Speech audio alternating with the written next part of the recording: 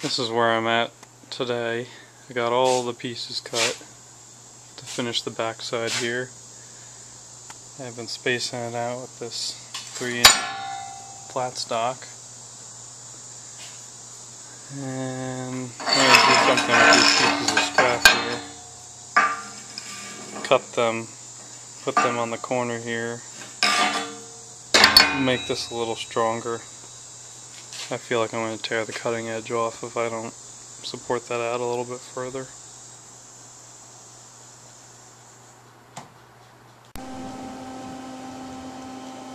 Got all the skeleton pretty much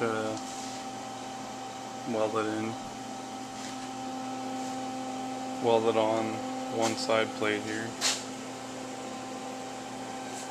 Gotta do the inside. I gathered out the inside, the grinder. I'll weld that. Got a few more pieces up there.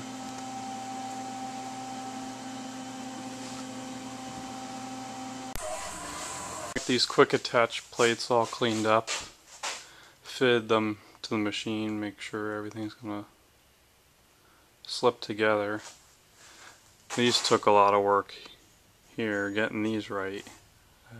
Take a die grinder and just keep playing around with it, and I made a little cardboard template to stick in there, and then I cut this back plate here, and I made this little template. I gotta put a slight curve in it. Welded all these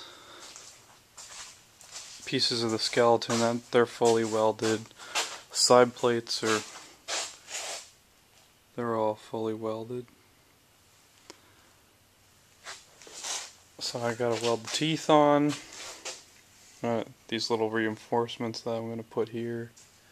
This back plate, I gotta curve that slightly. I'm gonna try putting two 2x4s on the ground, the plate on top of them, and putting the blade of the mini excavator down on it.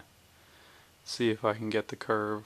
I don't need much, so that should work out alright. And weld these quick attach plates on and then try it out. Working on getting this top plate welded on.